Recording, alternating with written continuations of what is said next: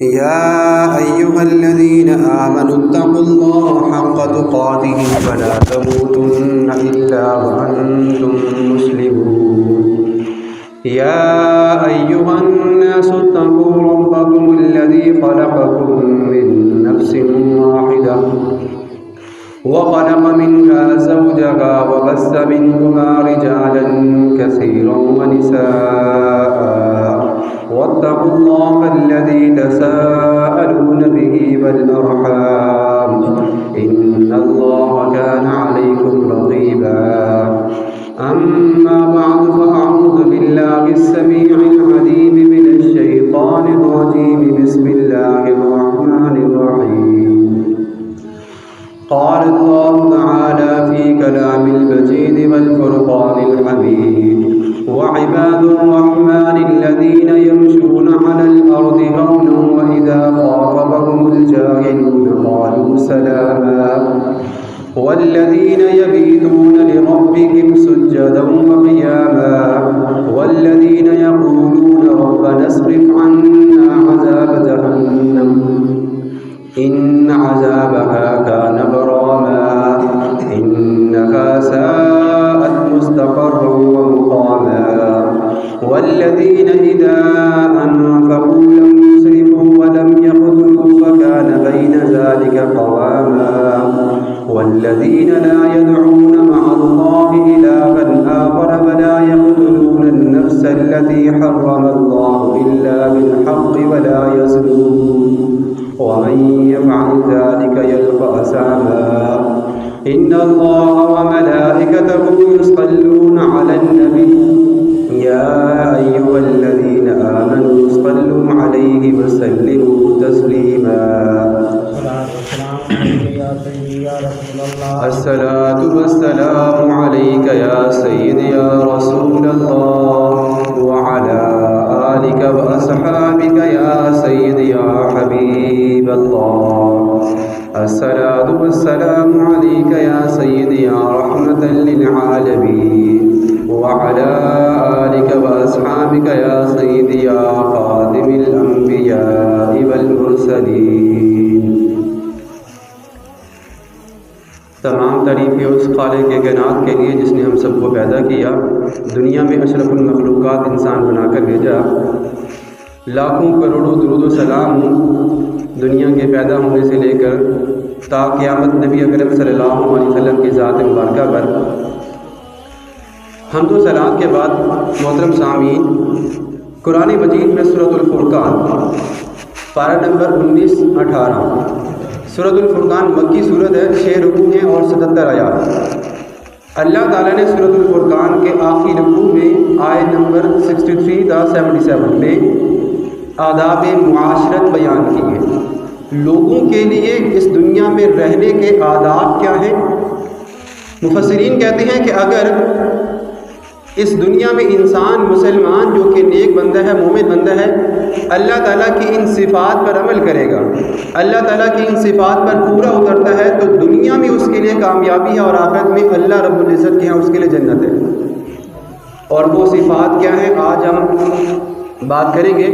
قرآن مجید میں اللہ نے فرمایا سورۃ الفرقان میں: وعباد الرحمن الذین یمشون علی الارض ہونا واذا خاطبهم الجاہلون قالوا سلاما. رحمان کے بندے وہ ہیں جو زمین میں آہستہ چلتے ہیں اور جب بھی ان کا سامنا ہوتا ہے کسی جاہل انسان سے تو وہ سلام کرتے ہیں اور وہ چلے جاتے ہیں. رحمان کے بندوں کی سب سے پہلی صفت اللہ تعالیٰ نے سورۃ الفرقان میں قرآن مجید میں جو بیان کی ہے، زمین میں آہستہ چلنا.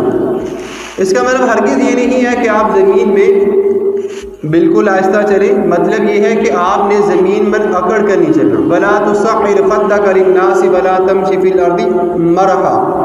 حضرت لقمان حکیم علیہ السلام اپنے بیٹے کو یہ نصیحت کر رہے ہیں کہ اے میرے بیٹے، زمین میں آپ نے کبھی اکڑ کر نہیں چلنا، غرور نہیں کرنا، تکبر سے کام نہیں لینا. یہ مومنین کی، یہ رحمان کے بندوں کی سب سے پہلی صفت ہے کہ وہ زمین میں آہستہ چلیں اور غرور و تکبر کے ساتھ نہ چلیں. ان کے اندر، ان کی صفات کے اندر ایسی اکڑ نہیں آنی چاہیے کہ انہیں لگے کہ ان سے بڑا ہی کوئی نہیں ہے. جبکہ رحمان اور رحیم کے بندے اللہ تعالیٰ کے پاس وَلَا تَمْشِ فِي الْأَرْضِ مَرَحًا زمین میں اکڑ کے نہیں چلے، اور جو زمین میں اکڑ کے چلتا ہے تو یوں سمجھ لیں کہ وہ رحمان کے بندوں میں شامل نہیں ہے۔ سب سے پہلی صفت جو کہ اللہ نے سورۃ الفرقان میں رحمان کی بیان کی ہے وہ یہ ہے وَعِبَادُ الرَّحْمَٰنِ الَّذِينَ يَمْشُونَ عَلَى الْأَرْضِ زمین میں کبھی اکڑ کے نہیں چلنا، آہستہ چلیں، غرور و تکبر سے کام نہ لیں۔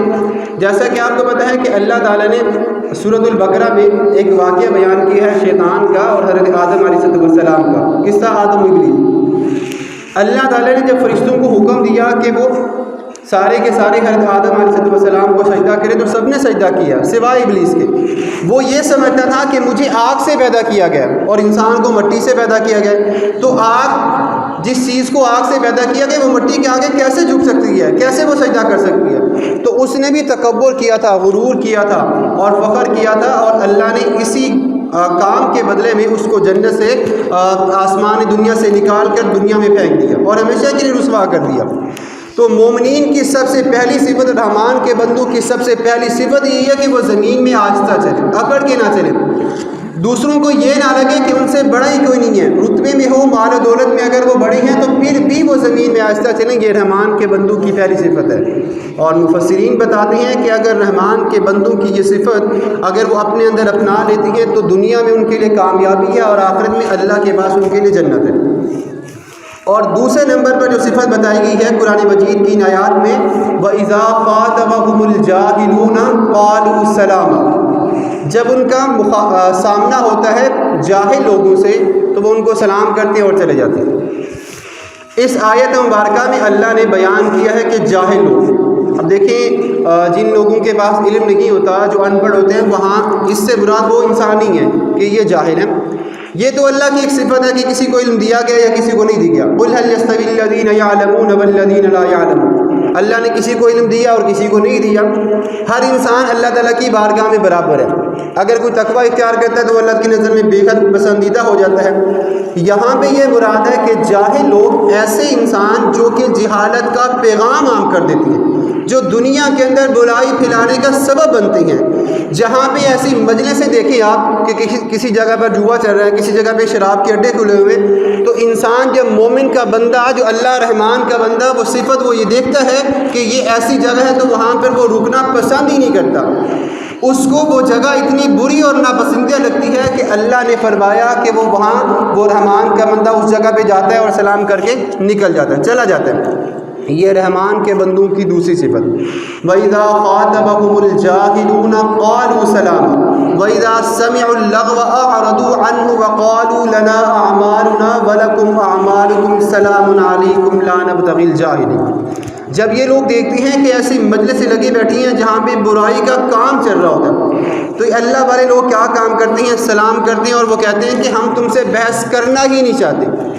جاہل لوگوں سے، ایسے لوگ جن کے پاس دین کا علم نہیں ہے، ایسے لوگ جو برائی پھیلانے کا سبب بنتے ہیں، اللہ نے فرمایا کہ رحمان کے بندوں کی دوسری صفت یہ ہے کہ وہ ایسے لوگوں کے پاس زیادہ دیر بیٹھنا پسند بھی نہیں کرتے، اور ہمیں کرنا بھی یہی ہے۔ رحمان کے بندوں میں اگر ہم کو شامل ہونا ہے تو ہمیں کرنا بھی یہی پڑے گا کہ اگر ہم ایسی مجلسیں دیکھتے ہیں، ایسی جگہ دیکھتے ہیں جہاں پہ برائیوں کو عام کیا جا رہا ہے، تو اللہ نے فرمایا کہ وہاں پہ آپ رکنا نہ پسند کریں۔ اگر انسان وہاں پہ رکنا پسند کرتا ہے تو جو برائی پھیلانے کا سبب بنتا ہے تو اللہ نے فرمایا کہ اسے دگنا عذاب دیا جائے گا، اسے دنیا میں ذلیل و رسوا کر دیا جائے گا۔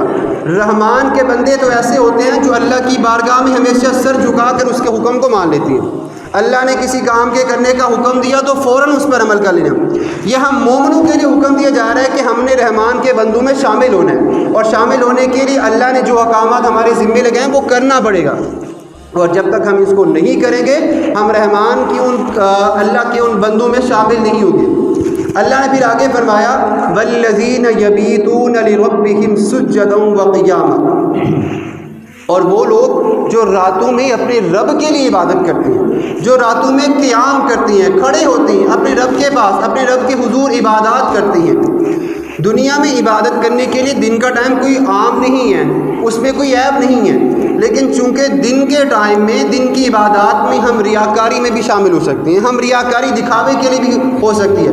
رات کے وقت اگر ہم اپنے رب کو یاد کریں گے تو ہمیں دیکھنے والا کوئی نہیں ہے، ہم اور ہمارا رب ایک دوسرے کے ساتھ تعلق میں ہیں، اور اگر ہم رات کو اللہ کی عبادت کریں گے تو یہ اللہ کو بے حد محبوب ہے یہ عبادت۔ اور قرآن مجید میں حدیث رسول صلی اللہ علیہ وسلم نے فرمایا ان للمتقین عند ربهم جنات النعیم، جو لوگ اپنے رب کو راتوں کو یاد کرتے ہیں تو اللہ نے ایسے لوگوں کے لیے جنتیں بنا دی ہیں، تجری من تحتها الانہار، جن کے نیچے نہریں جاری ہیں، خالدین فیہا ابدا، وہ اس میں ہمیشہ رہیں گے۔ رحمان کے بندوں کی تیسری صفت یہ ہے کہ وہ رات کو اللہ کو یاد کرتے ہیں۔ اللہ کو ہمیشہ تنہائی کی عبادت بڑی پسند ہے، اس کی وجہ یہ ہے کہ ہم اگر اکیلے میں اللہ کو یاد کرتے ہیں تو ہم اور ہمارا رب ہوتا ہے اور ہمارا تعلق اللہ کے ساتھ، اور ہمارا رب زیادہ بہتر جانتا ہے کہ ہم کیا کریں۔ لوگوں کو دکھانے کے لیے، لوگوں کی آرائش کے لیے، لوگوں کے واہ تعریفات کے لیے ہم اللہ کی عبادت کو نہ ہی کریں تو بہتر ہے۔ اس لیے کہ اللہ نے قرآن مجید میں فرمایا جو ریاکاری والے کام ہوتی ہیں، دکھاوے کے لیے اگر کوئی بڑے سے بڑا کام بھی کر دیں گے تو اس کا کوئی فائدہ نہیں ہوگا۔ احادیث مبارکہ میں آتا ہے کہ نبی اکرم صلی اللہ علیہ وآلہ وسلم نے فرمایا کہ قیامت میں 3 انسان ایسے ہوں گے جن کو دوزخ میں سب سے پہلے ڈالا جائے گا۔ ایک جو اللہ کی راہ میں شہید ہو گیا، دوسرا جو مالدار تھا، جو سخی تھا، اور تیسرا جس نے اللہ تعالیٰ کی جس کو علم دیا گیا تو اس نے آگے علم نہیں پھیلایا۔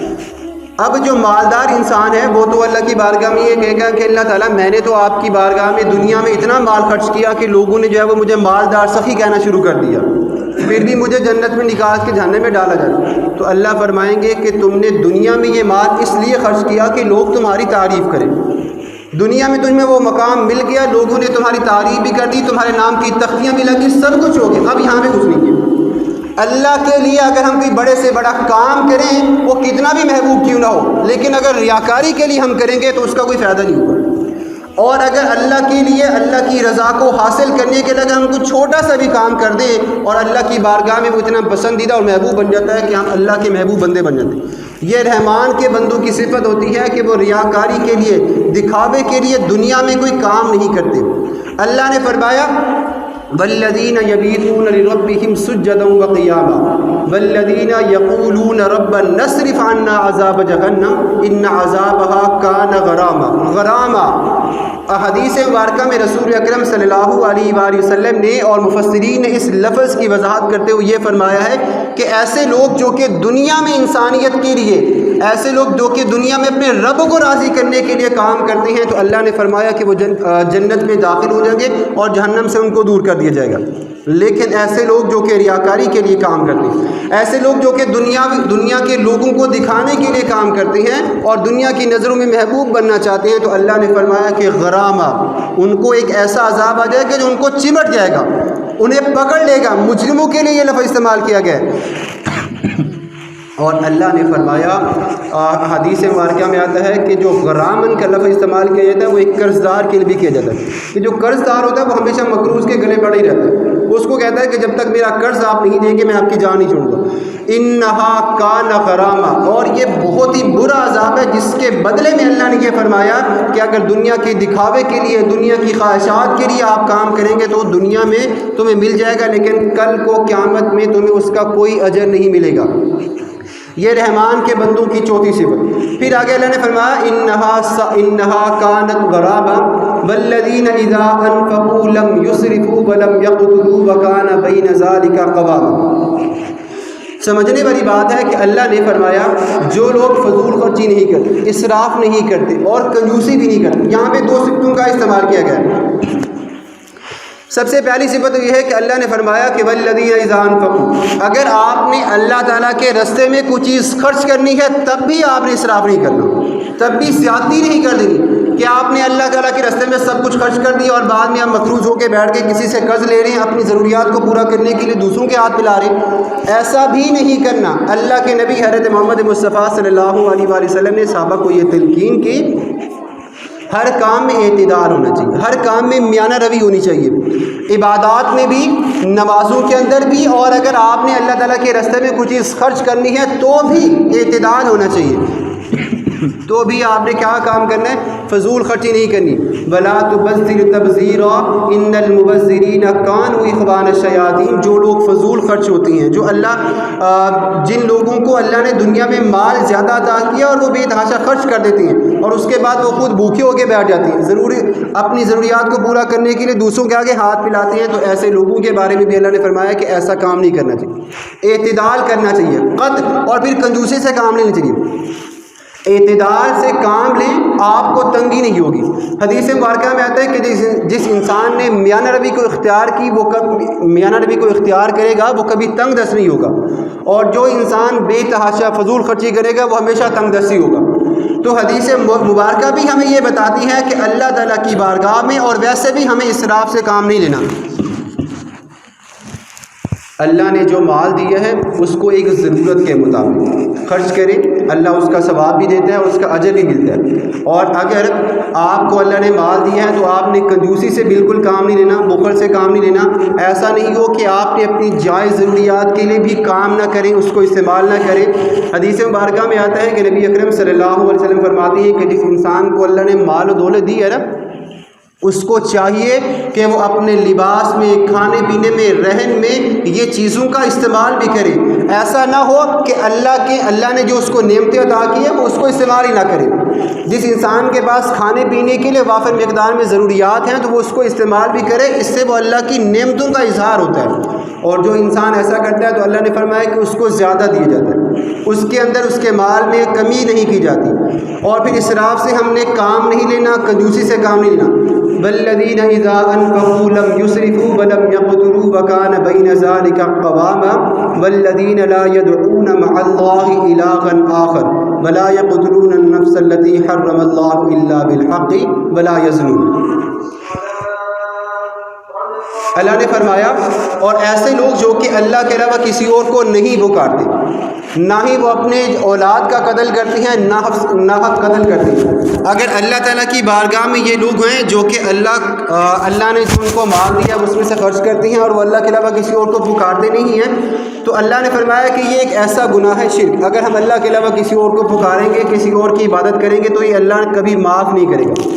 اور جو لوگ اللہ کے علاوہ کسی اور کو پکارتے ہیں یا اس کی عبادت کرتے ہیں تو شرک سب سے بڑا گناہ ہے اور اس کی معافی نہیں ہے.